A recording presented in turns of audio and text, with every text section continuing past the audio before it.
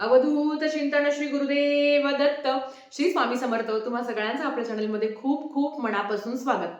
उद्या आहे दर्शवेळा अमावस्या 19 डिसेंबर 2025 पहाटे अमावस्या सुरू होते आहे. सकाळी पहाटे 5 वाजता अमावस्या सुरू होते आणि दुसऱ्याच दिवशी 20 तारखेला सकाळी 7:13 संपणार आहे.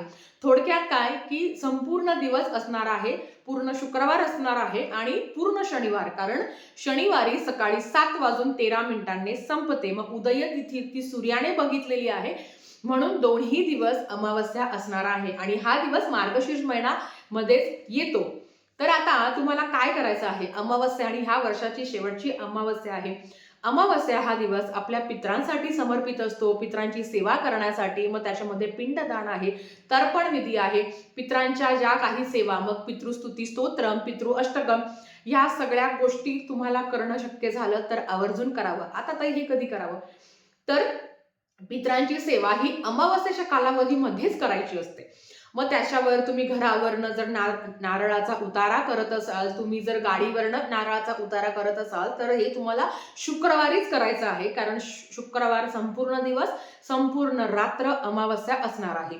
आता ह्या दिवशी आपल्याला पित्रांसाठी सेवा करायची आहे. आता ती काय करायची तुम्हाला सांगते. सकाळी उठल्यावर सूर्याला जल अर्पण करावं, सूर्याला अर्घ्य द्यावे. तुम्ही शुक्रवारी करू शकता किंवा तुम्ही शनिवारी पण करू शकता. तर सूर्याला अर्घ्य द्यायचं असतं, सूर्याची उपासना करायची असते. त्याच्याबरोबर शार्प दुपारी 12 वाजता जेव्हा सूर्य आपल्या डोक्यावर येतो, 12, 12:30, 1च्या दरम्यान किंवा अगदी 11 वाजता सुद्धा पित्रांसाठी तुम्ही तर्पण विधी करू शकता. तुम्ही पित्रांना आघारी देऊ शकता किंवा कावळ्याला घास तुम्ही वरती घालू शकता. मग तुम्ही दही भाताचा नैवेद्य पित्रांसाठी समर्पित असतो, तो तुम्ही दर महिन्याला, खरं तर ते करायचं असतं, दर महिन्याला पित्रांच्या नावे दान धर्म करायचा असतो. जो काही दही भाताचा नैवेद्य आहे तो सुद्धा तुम्हाला अर्पण करायचा असतो पित्रांच्या स्मरणार्थ, पित्रांना दान म्हणून.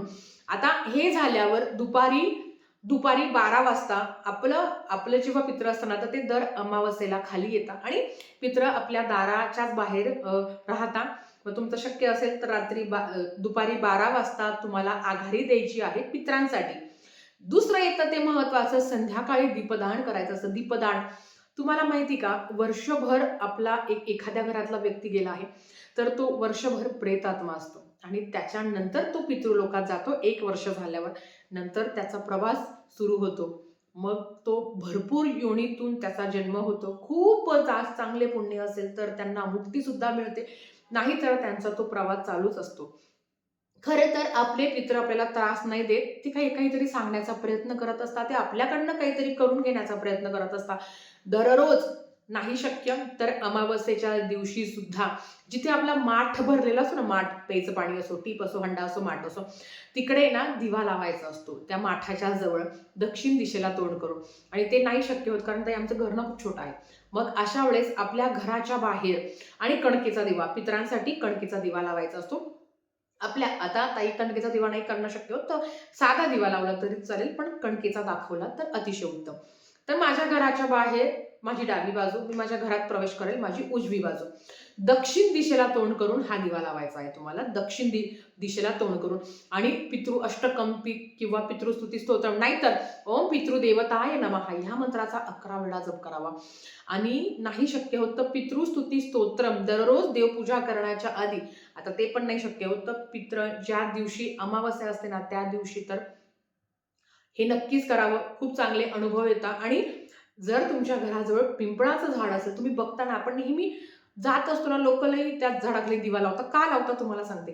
पिंपळाच्या झाडाखाली साक्षात भगवान विष्णूंचा वास असतो. आपल्या पित्रांना मुक्ती मिळावी, त्यांचा होणारा ज्या यातना आहे, जो काही त्रास आहे तो कमी व्हावा म्हणून आपण पिंपळ वृक्षाला, म्हणजे जिथे साक्षात भगवान विष्णूंचं स्थान आहे तिथे तो दिवा लावायचा असतो. आणि ओम पितृदेवताय नमः, बघा अमावस्येच्या दिवशी पिंपळाच्या झाडाला हात लावायचा नाही. तुम्ही जल अर्पण करू शकता सकाळी, त्याच्याबरोबर तुम्ही प्रदक्षिणा घालू शकता, पण हात लावायचा नाही.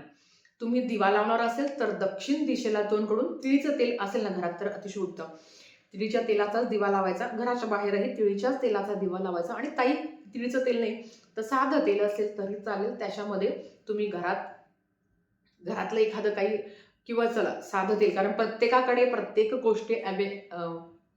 गोष्टी अवेलेबल होतात असं नाही. तुमच्याकडे जे असेल त्याच्यात तुम्हाला तो छानपैकी दिवा लावायचा आहे. समजलं? ह्याच पद्धतीने तुम्हाला करायचं आहे. आणि ह्या दिवशी नकारात्मकता काढण्याचा, आपल्या घरातले दरिद्री कटकट बाहेर काढण्याचा दिवस असतो.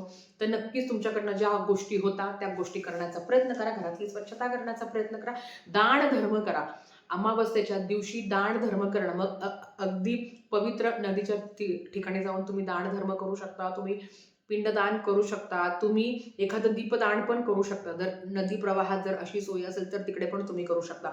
हा दिवस वर्षातील शेवटची अमावस्या असल्यामुळे जे तुम्हाला चांगलं करता येईल ते करण्याचा प्रयत्न करा आणि पितरांसाठीच नक्कीच करण्याचा प्रयत्न करा. तर आजच्यासाठी फक्त इतकं. झालेली सेवा स्वामींच्या चरणी मी रुजू करते आणि आजचा व्हिडिओ इथेच थांबवते. आवडला असेल तर लाईक शेअर सबस्क्राईब करा. भेटूया परत अशाच एका नवीन व्हिडिओ सोबत. तोपर्यंत श्री स्वामी समर्थ.